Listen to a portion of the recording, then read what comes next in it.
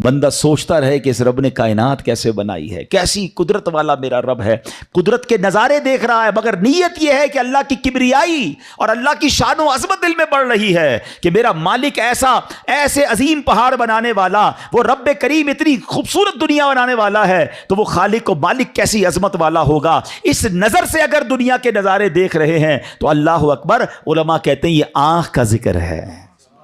اچھا پھر آگے فرمایا دل میں ہے، بندہ تنہا بیٹھا ہے اور اللہ کو یاد کر رہا ہے، اللہ کی کبریائی اور اس کی عظمت و شان کو یاد کر رہا ہے، اللہ کو دل ہی دل میں پکار رہا ہے، فرمایا یہ دل کا ذکر ہے۔ اچھا پھر اللہ کا ذکر سننا، یہ کانوں کا ذکر ہے۔ اور سبحان اللہ، اب مزے کی بات سنیں، نعت پاک مصطفیٰ سننا یہ بھی اللہ کا ذکر ہے، اللہ پاک کے بندوں کی باتیں سننا یا پڑھنا یہ بھی اللہ کا ذکر ہے، ان کا ذکر خیر سننا، سیرت کی باتیں سننا، بلکہ علماء تو فرماتے ہیں عبرت کے لیے اللہ پاک کے دشمنوں کے احوال پڑھنا بھی ذکر الہی میں شامل ہے۔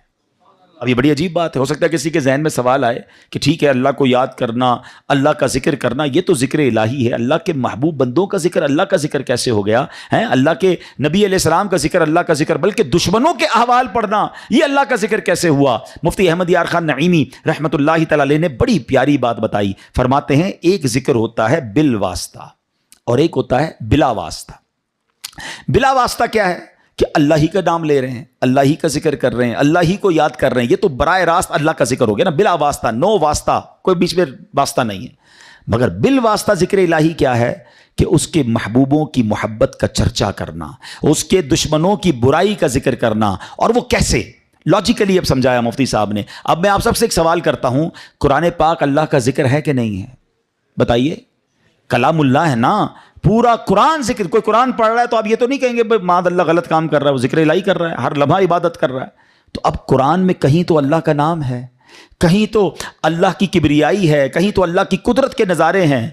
ان اللہ علی کل شیء قدیر کا ذکر ہے، فبأی آلاء ربکما تکذبان کے ذریعے رب کی شان بیان ہو رہی ہے، اور ہمیں کہا جا رہا ہے کہ کون کون سی نعمتوں کو جھٹلاؤ گے۔ جب جب پڑھتے ہیں اللہ سے محبت بڑھتی ہے۔ مگر اسی قرآن میں نبی پاک کا بھی تو ذکر ہے نا، رحمت للعالمین بھی کہا ہے، نبی پاک کو خاتم النبیین بھی فرمایا گیا، کہیں یاسین، کہیں طٰہٰ، کہیں مزمل، کہیں مدثر، کہیں والضحیٰ، کہیں واللیل اذا سجا۔ ارے کوئی قرآن پڑھ رہا ہے اور محبوب کے پاک کا ذکر بھی کر رہا ہے، مگر دراصل وہ ذکر الہی کر رہا ہے۔